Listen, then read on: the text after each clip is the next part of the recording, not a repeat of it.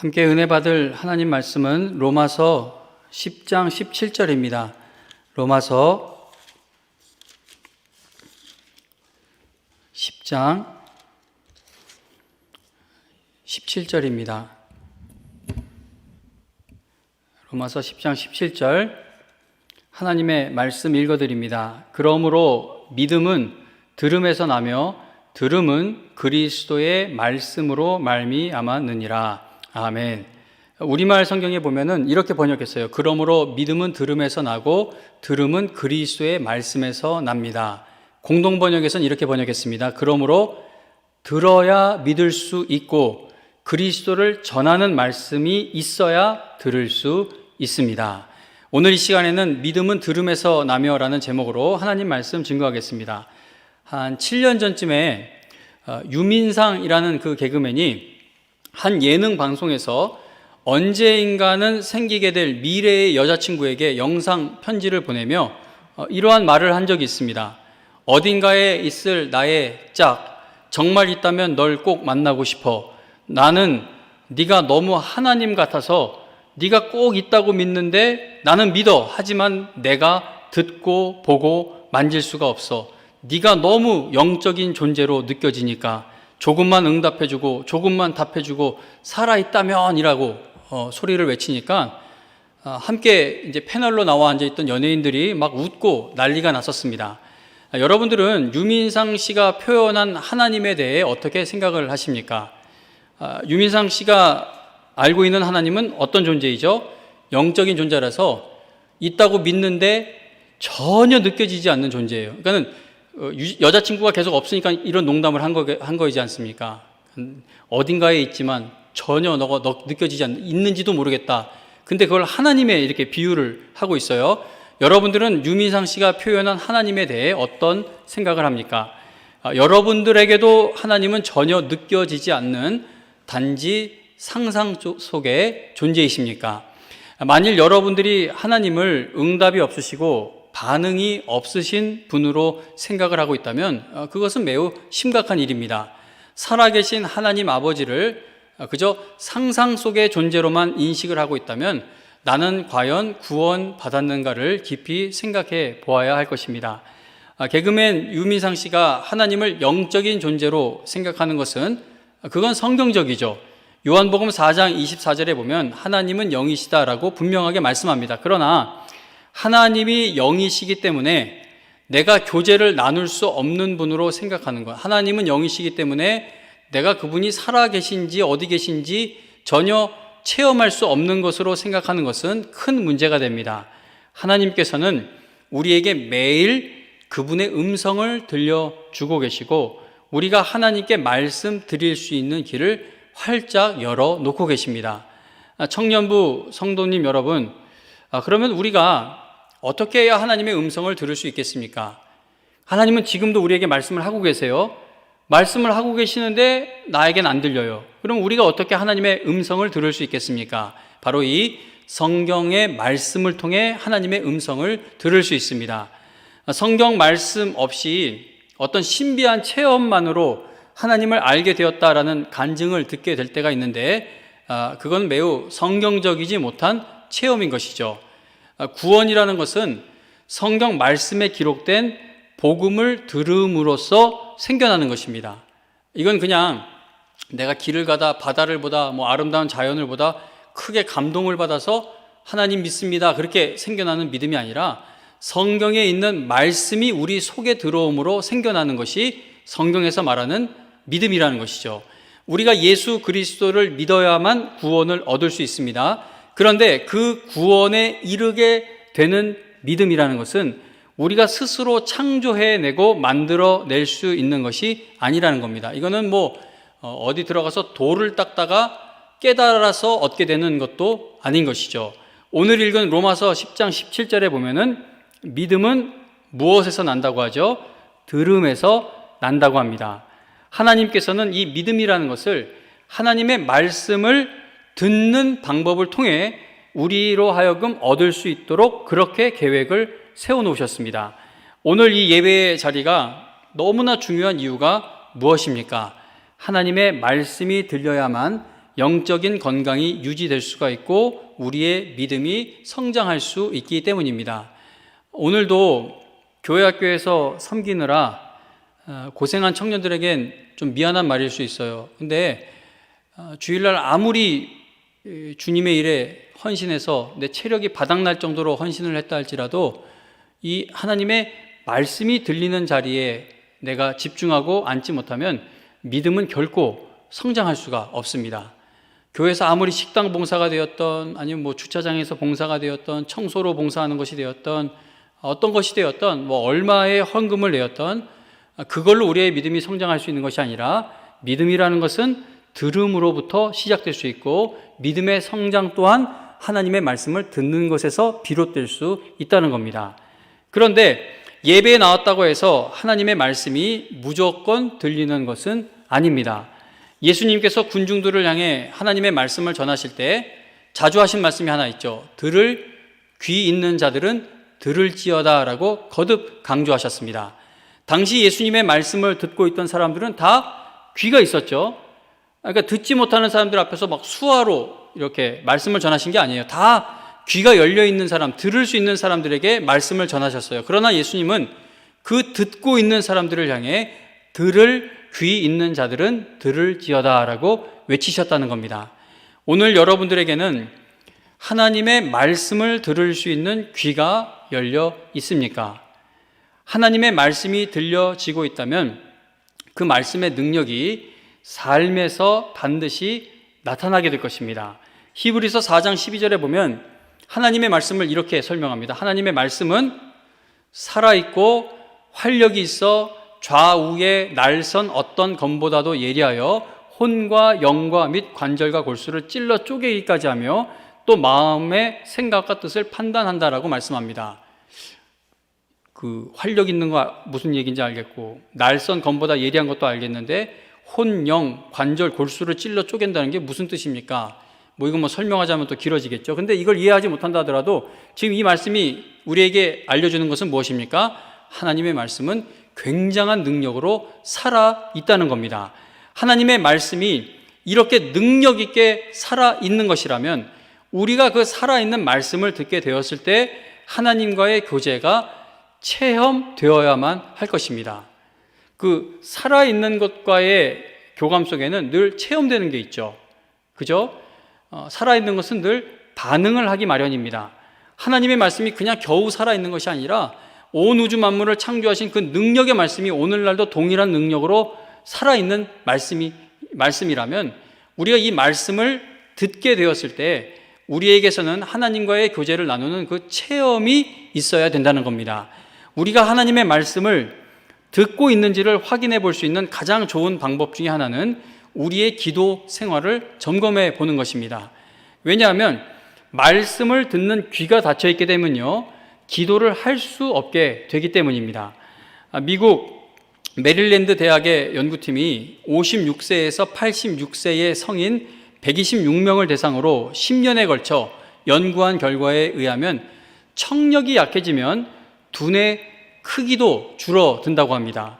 연구를 수행한 프랭크 린 박사는 청력이 손상되면 그만큼 말을 덜 하게 되고 소리를 덜 듣게 되기 때문에 그로 인한 자극이 줄어들어 관련된 두뇌 부위가 줄어들게 된다고 합니다. 그리고 더 큰 문제는 청력 관련 부위의 위축에 그치지 않고 인지 기능의 쇠퇴로 이어져 결국은 치매에 걸릴 위험이 높아진다는 겁니다. 이 연구 결과를 영적인 생활에 적용해서 생각해 볼 수 있습니다. 기도의 입술이 열리지 못하는 것은 하나님의 말씀을 듣는 영적 청력이 손상되어 있기 때문입니다. 우리가 또 하나님 앞에 기도를 해도 바르게 구하지 못하는 것도 하나님의 말씀을 듣는 것이 그 귀가 닫혀 있기 때문인 것이죠. 하나님의 말씀을 듣지 못하면 기도가 되지 않고, 우리가 대화도 그래요. 서로 이렇게 이야기를 나누고 할 때 상대방이 하는 말을 알아들어야 또 상대방과의 주고받는 대화가 이어지는 것이 가능한 것처럼 하나님의 말씀을 듣지를 못하게 되면 기도가 되지 않고 결국은 영적 치매와 같은 상태에 이르게 되어 하나님의 자녀로서 기억해야 할 것을 기억하지 못하고 해야만 하는 일들을 하지 못하게 됩니다. 그러므로 하나님의 말씀이 선포되는 이 예배에 참석하는 것을 여러분들의 일주일 계획 속에, 일주일의 스케줄 속에서 가장 우선순위에 둘 만한 가치가 있다는 겁니다. 어떤 일에 큰 가치를 두고 행하기 위해서는 포기해야만 하는 일들이 생기게 됩니다. 그러니까 우리가 시간은 한정적으로 주어져 있어요. 근데 해야 할 일은 너무 많아요. 그러면 어떻게 해야 됩니까? 다 할 수 없다면 우선순위에 되는 순서를 정해놓고 그 시간 내에 할 수 있는 것에 중요한 순위를 정해놓아야 버려야 할 일들, 하지 못할 일들을 구분해낼 수가 있을 것입니다. 우리가 어떤 가치 있는 일을 행하기 위해서는 포기할 수밖에 없는 일들이 생기게 된다는 것이죠. 제가 청년 시절에 하루는 주일날 새벽까지, 동틀 때까지 친구들과 놀다가 집에 들어온 적이 있습니다. 새벽에 집에 들어오다가 아버지한테 들켰어요. 새벽 시간에 갑자기 방에서 쟤는 주일 아침에 어딜 저렇게 갔다 오냐라고 하길래 앞에 편의점 갔다 왔습니다 라고 거짓말을 했습니다. 집에 들어와서 씻고 옷을 갈아입은 후에 이제 주일 예배를 드리러 갔습니다. 밤새 놀고 왔지만 저는 술을 입에 대지도 않았기 때문에 졸지 않고 예배를 맨정신으로 예배를 드릴 수 있었습니다.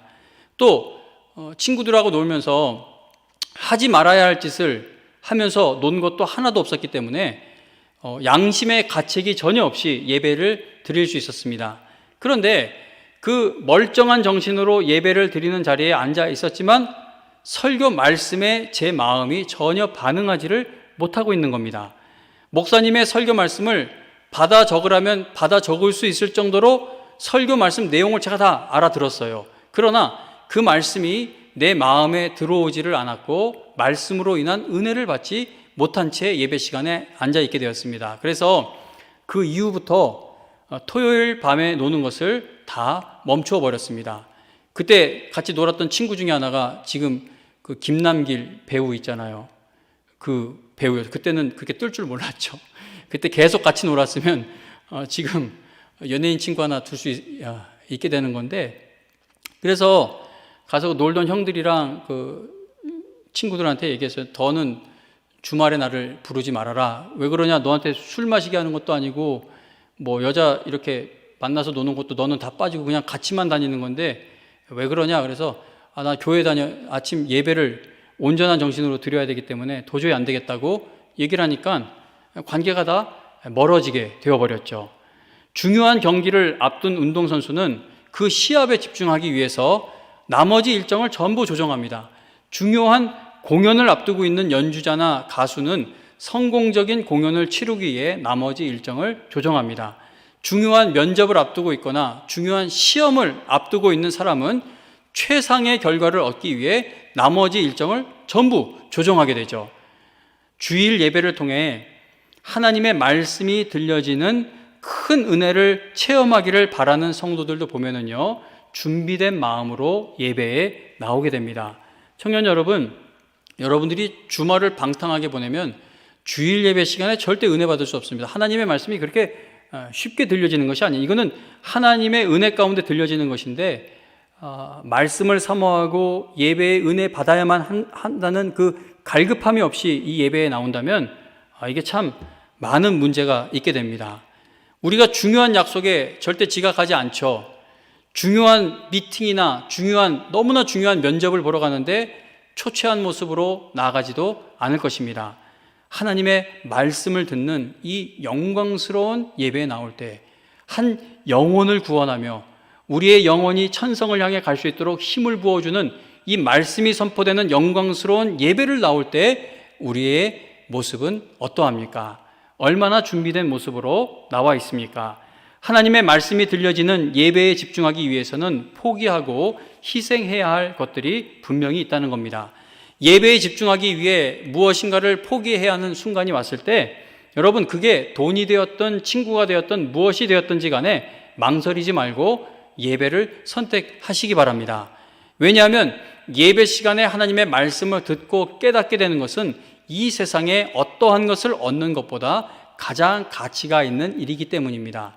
우리가 이 세상에서 가치를 두고 있는 일들은 뭐 물건이 되었든 뭐가 되었든 하여튼 이 세상에서 가치를 두는 것들은 시간 속에 갇혀 있는 것이고 다 쓰러져 없어질 것들이지만 하나님의 말씀은 영원한 것이죠. 하나님의 말씀을 들을 수 있는 귀가 열리는 것은 어떤 일보다 여러분 중요합니다. 하나님의 말씀이 들려야만 믿음이 생기는 것이고 하나님의 말씀이 들려야만 우리의 믿음이 성장해 갈 수 있기 때문입니다. 여러분들은 하나님의 말씀의 능력을 믿고 있습니까? 이 성경의 말씀을 통해 내가 살아계신 하나님의 음성을 들을 수가 있고 그리고 이 말씀을 통해 얻어지는 믿음이 나로 하여금 하나님과 대화하는 것을 가능하게 하고 그리고 내 삶의 엄청난 변화와 능력을 체험하게 한다는 사실을 여러분들은 정말 믿고 있습니까? 마이클 호튼이라는 신학자는 사도행전 전체를 통해 교회의 성장은 말씀 전파와 동의어다라고 그렇게 결론을 내렸습니다. 너무나 멋지죠. 사도행전에 보면 막 교회가 세워지고 부흥이 일어나고 온갖 박해와 이 핍박 속에서도 교회가 말씀이 막 하나님을 믿는 사람들의 숫자가 막 늘어나가는데 이렇게 교회가 폭발적으로 성장하는 것은 말씀 전파와 동의하다라고 이야기를 합니다.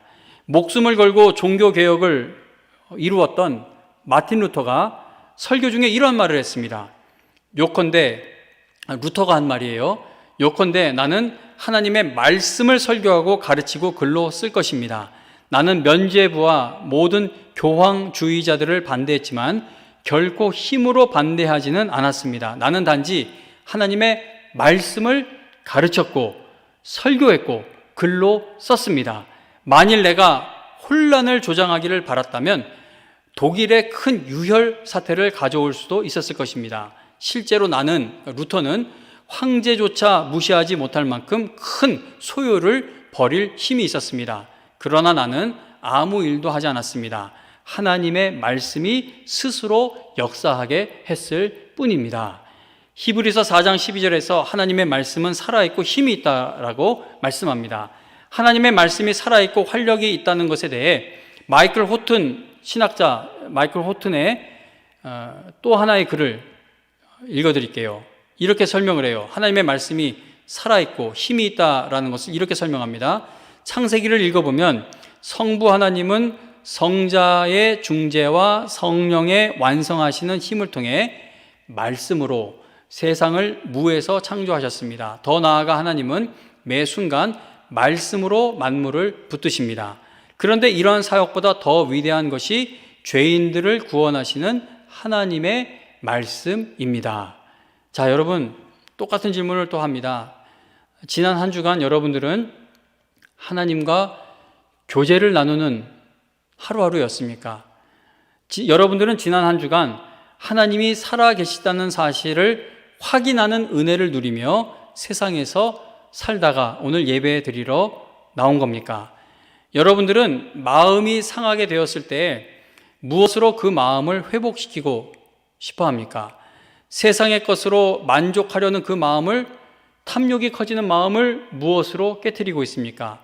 하나님에 대한 의심이 막 일어나게 될 때 여러분들은 무엇으로 그 의심을 이겨냅니까? 믿음이 연약해질 때 여러분들은 그 믿음을 회복시키기 위해 어떤 조치를 취하고 있습니까? 우리는 교회에서 서로에게 힘과 위로가 되어주는 성도가 되어야 합니다. 그러나 여러분, 사람에게 의지해서 믿음으로 살려고 하면 반드시 실패하게 됩니다. 마음이 불안하고 초조하고 누군가 나를 인정해 주지 않는 것에 대한 불안감이 있을 때 자꾸 사람을 찾아가고 만나 그 마음을 안정시키지 말고 하나님의 말씀 앞에 앉아야 합니다. 지금 예배 들어오기 전에 좀 말을 가려서 할 필요가 있는 표현들을 막 이렇게 쓰고선 이 강대상에 올라왔어요.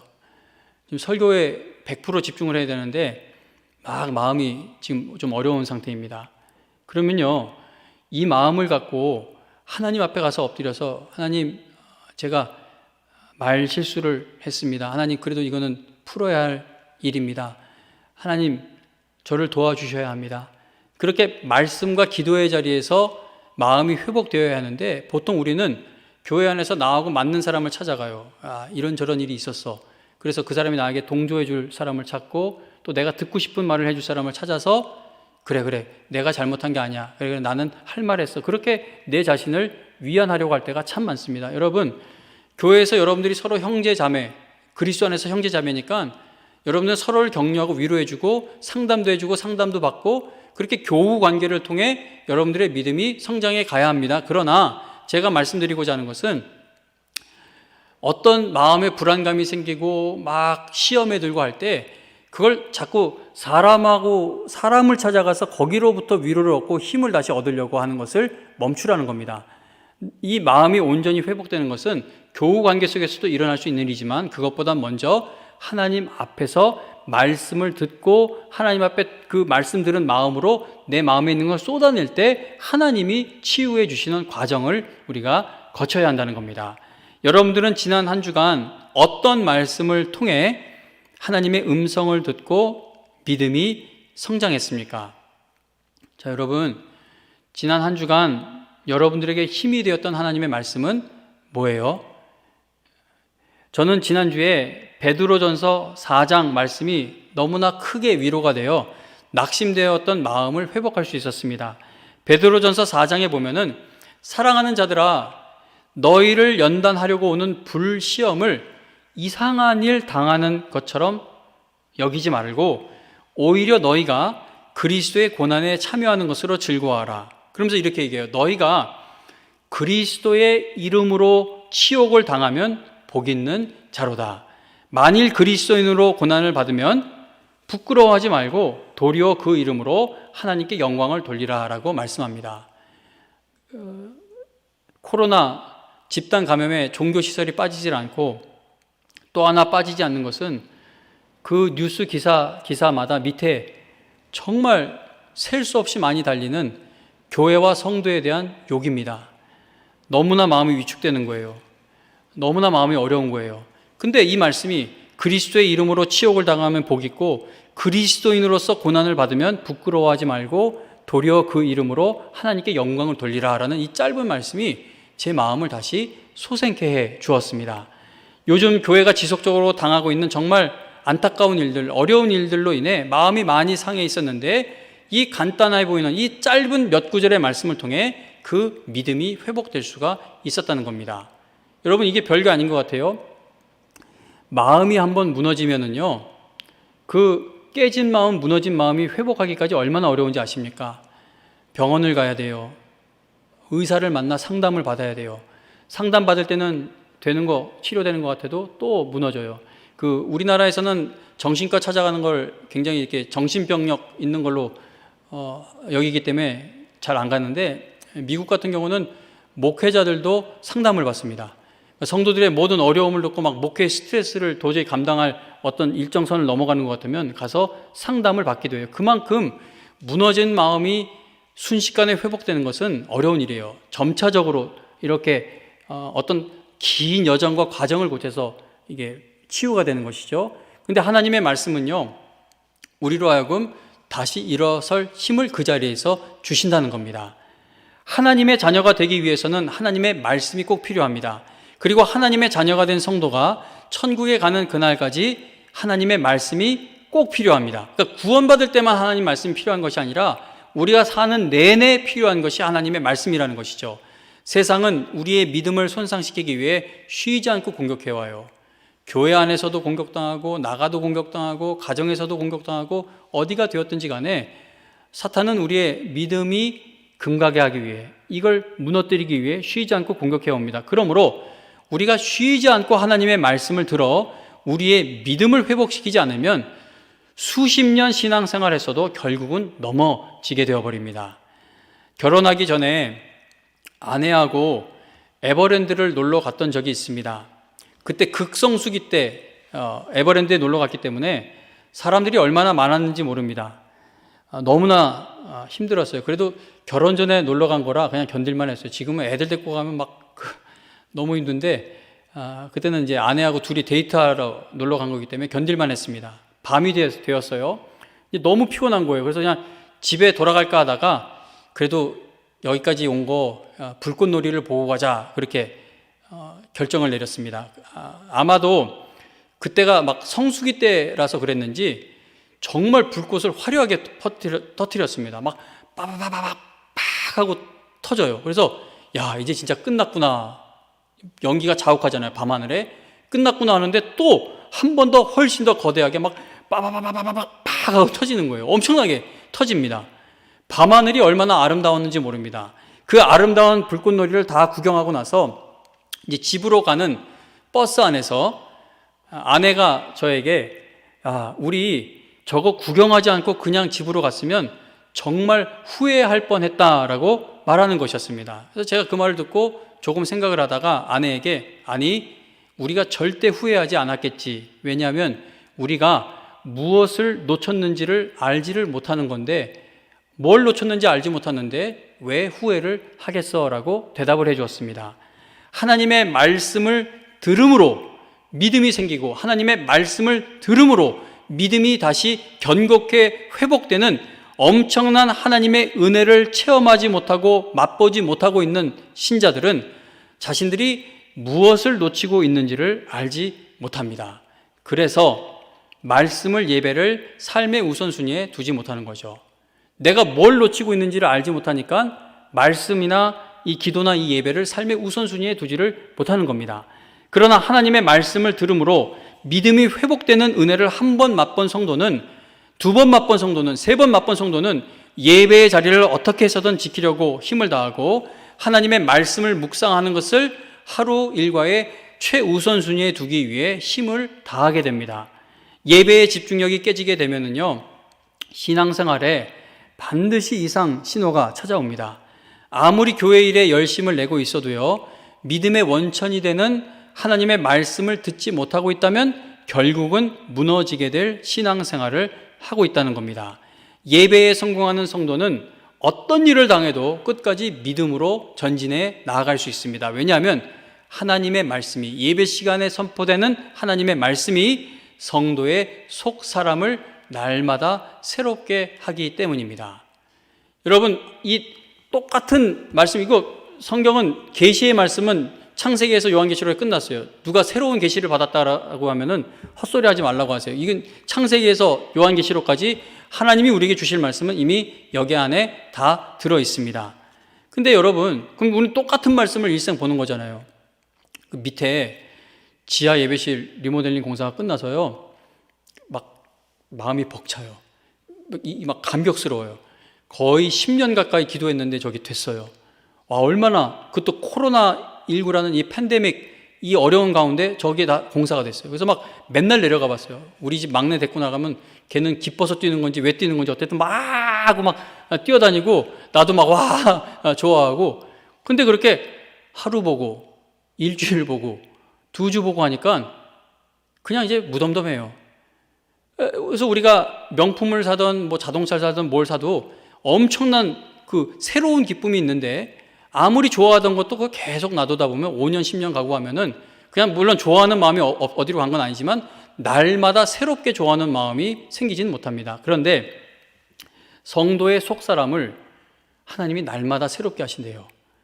새롭게 할 수 있는 것은 말씀을 들음으로 생겨나는 역사인데 이게 얼마나 신기한 일입니까?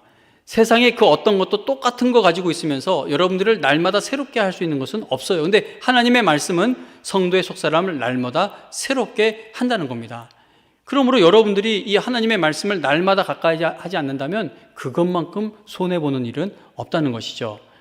믿음이 없이는 구원을 받지 못합니다. 믿음이 없이는 하나님을 기쁘시게 하지 못합니다. 믿음이 없이 행하는 모든 일들은 결국은 다 무너지게 될 일들입니다. 그 중요한 믿음은 어디로부터 온다고요? 하나님의 말씀을 들음에서 나는 것임을 성경은 못 박아 말씀을 하고 있습니다. 하나님의 말씀을 듣게 되기를 간절히 소원하며 예배에 나오는 여러분들 되기를 바랍니다. 제가 유튜브를 보는데요, 그 비디오 먹은가, 뭔지 그 어떤 외국 할머니예요. 요양원에 정말 이제 그 아주 빼싹 말라가지고 휠체어에 이렇게 앉아 있어요. 아주 마르셨어요. 근데 이렇게 얼굴을 보니까 이상해요. 근데 자막에 보니까 치매에 걸렸대요. 이러고서 이렇게 미국에 있는 할머니가 빼싹 말라가지고 치매에 걸려서 눈빛도 이렇게 초점이 밟지가 못해요. 근데 이제 헤드폰을 껴주고 음악을 틀었어요. 무슨 음악이었다? 음악을 틀었습니다. 근데 갑자기 그 할머니가 몸이 일어나지 못하지만 들썩들썩 하더니 발레를 하는 거예요. 근데 옆에 자료 화면을 보니까 그분이 젊었을 때 발레를 하시던 분이에요. 아주 잘하셨던 분인가 봐요. 그런데 정말 놀라운 거는 치매를 걸리고 요양원에서 모든 힘이 빠져서 눈빛도 흐리멍텅하게 있던 분이 그 젊은 날 그 발레 중요한 위치에서 발레를 하면서 그 음악을 뭐 몇백 번, 몇천 번 들었을 거 아닙니까? 그래서 그 음악을 들으니까 다른 걸 다 기억하지 못하고 치매에 걸린 그 노인분이 그 옆에 자료 화면으로 젊었을 때 발레하는 모습과 이렇게 보여주는데 똑같아요. 발레를 멈춘 지 굉장히 오래됐을 텐데 제가 그걸 보면서 하나님 앞에 이런 기도를 드렸어요. 하나님 아버지, 제 겉사람이 후패해져 가고 낡아져 갑니다. 40 중반밖에 되지 않았는데 이제 체력이 달라지는 걸 느끼고 눈도 침침해지고 벌써 이러기 시작하는데 이제 이게 육신의 연약함을 알아가는 거겠죠. 근데 하나님, 제가 뭐 치매에 걸릴 수도 있고 뭐 어떤 게 되든 간에 저 할머니가 젊은 날에 힘을 다해 들었던 그 음악을 귀에 꽂았을 때 몸이 저절로 반응하듯이 저는 하늘나라 가는 그날까지 하나님의 말씀에 내 영혼이 늘 반응할 수 있는 성도가 되기를 바랍니다라는 기도를 드렸습니다. 여러분, 꾸준히 하나님의 말씀을 여러분들의 중심에 쌓아두길 바랍니다. 위기의 때, 유혹이 올 때, 시험 들 때, 우울감이 밀려올 때 하나님의 말씀이 여러분들로 하여금 춤추게 하여 줄 것입니다. 하나님의 말씀을 듣는 귀가 활짝 열려있는 여러분과 제가 되어 하늘나라에 가는 그날까지 하나님의 영광을 위해 쓰임받을 수 있게 되기를 주님의 이름으로 축원합니다. 찬송가 366